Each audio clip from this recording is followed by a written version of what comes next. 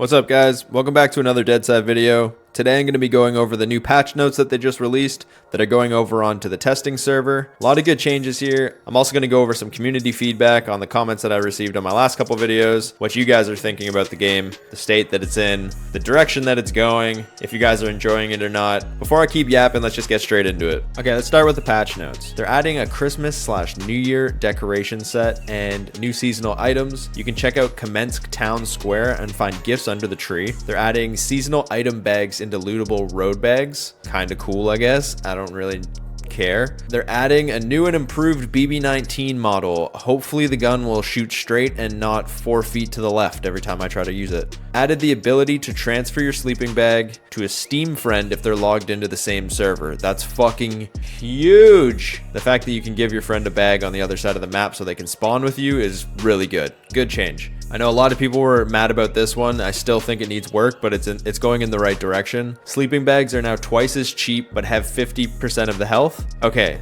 so they made sleeping bags way cheaper, but they also made them 50 health instead of 100. It's cool, I guess, but like, I still think you should be able to break a bag with like 10 hits with an axe or something, or 20 hits with a knife. Like, it shouldn't take me 10 minutes to break a fucking sleeping bag or 100 shotgun shells. That's stupid. Rebar can now be recycled into scrap metal. I thought it already could. Cool. Increased the activation chance of scrap piles. That's good. More scrap. Reduced water consumption by 20%. Okay, I can live with that too. That's good because you're always fucking hungry and thirsty in this game no matter what you do. Safe zone traders can now buy watches and cigarettes for reputation and dog tags for money. Okay, so it's kind of like how it used to be, except cigs and watches are now just rep.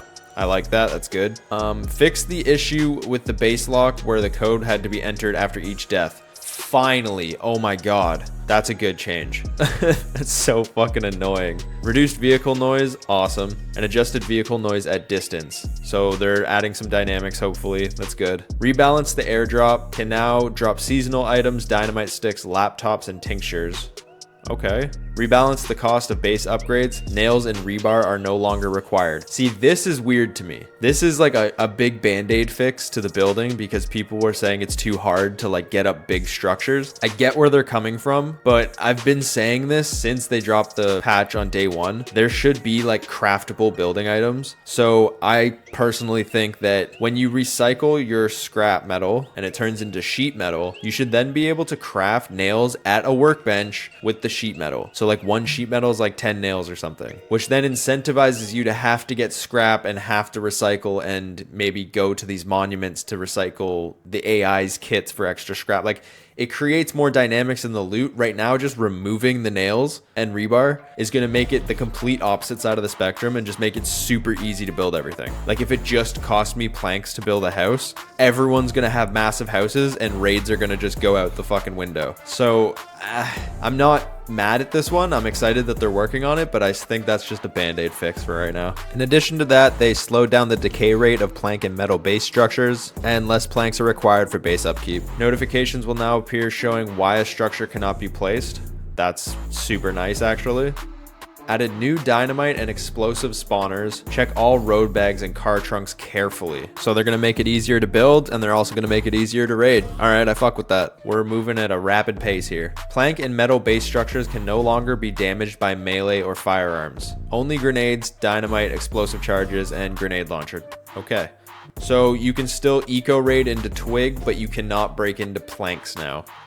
That's pretty cool. Reduce health points of the turrets and the bunkers. Players who are not registered to a base will no longer be able to remove ammo from turrets. That's a good change. Removed building blockers from rivers. Okay, so you can build on rivers now. Kind of block them off maybe. That might be cool. Reduce cost of creating base lock. Massive. Fucking massive change. That's so good. Shotgun turrets now require half the parts to produce. They're super cheap to produce anyway, so that doesn't make any sense to me. Change the recipe for repairing decorative items. Just paint and duct tape are now required. Don't care. Radio stations now require significantly fewer parts to craft. Restored the sound to the duck call. We can get quacking again. Changing your Steam nickname no longer unauthorizes you from your base. That's weird that it did that in the first place, but that's a good change. Fixed issue where water collector's current status is not displayed.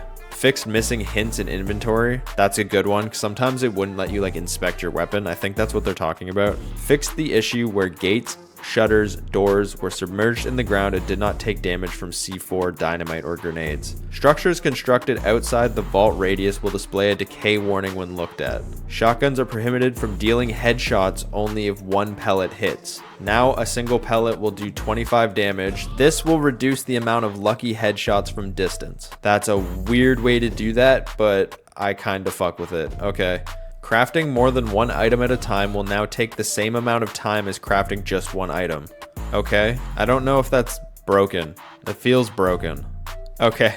This one's funny because this happened to me a couple times. Vehicles will no longer deal collision damage to you for a full second after exiting them, preventing unnecessary accidental deaths. Straight stairs no longer require branches for upkeep once upgraded to plank or metal.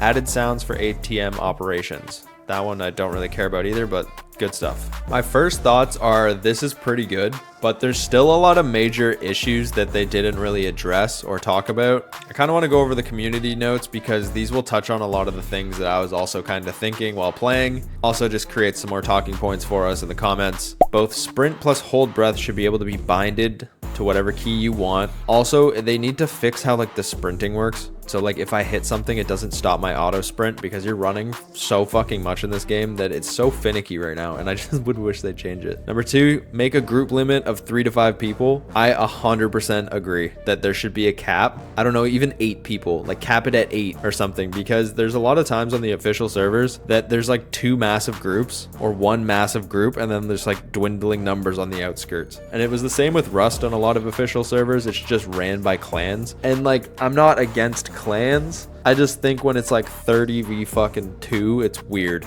Like there needs to be some kind of balance to this. I believe footstep volume should be reduced. I do like the fact that you can hear things. It's really annoying in games like Rust or Tarkov where if you just start crouching, you are fucking invisible and silent. Like I do like the nerf that you can still hear people from wherever they're at, but maybe adjusting the audio through like walls or something would be good. The AI is a main conversation point in a lot of my comments. A lot of people are asking what the fuck is happening with the AI because people have been playing this game for years and they're saying that it's like the worst that it's ever been or feels the worst. It doesn't make any sense. I will agree it is really fucking off and bad right now. You pretty much just need to like sit in a room and let them channel themselves through a doorway to you because they just act like COD zombies and they just charge you in hordes and shoot 100 bullets around you and never fucking hit you. Like they just made them look so ridiculous. I know I griped about this in my last video, but they're so fucking bad now. Again, I think they need to fix like the logging in spawns and the system of how that works. Like if you raid into a base and you remove someone's bags and them from the tool cupboard and they don't have any sort of build privilege in that base anymore, they shouldn't be able to spawn within that build radius. Even if they logged out there, like it should just move them out of the build radius or do something because right now it is so fucking broken. That needs to desperately be worked on as well. Weather changes would be welcomed and some tiers of NVGs. A few more types of animals would also be nice.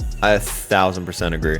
And yes, adding like bears or like mountain lions or fucking a barracuda, I don't give a shit. Add skunks, man. Like add more animal types, more things to hunt and do because getting food is already a pain in the ass. Like imagine they added like squirrels and rabbits and turkeys and mountain lions and bears and things that were just in the wild all the time so it felt more alive and you could go out hunting and come back with a bunch of food. Like that was an actual purpose of the game instead of just not really giving a shit about it. Like I think that would be really nice. It adds more to the survival element and makes it feel more realistic, which is good. So my comment section was very torn. I was talking a lot about the raid system, my last video being that I eco-raided someone, and the community feels very torn on if they like the fact that you can raid. Half of the community wants to play a PvP server that doesn't have the repercussions of survival PvP game. They want to live in that little PvE, you can't raid my base, but I can still fight actual people in the world game. And the other half of the community is stoked that Deadside is headed towards a more Rust DayZ vibe. And I'm on the Rust DayZ vibe personally. I think it'll bring more people to the game.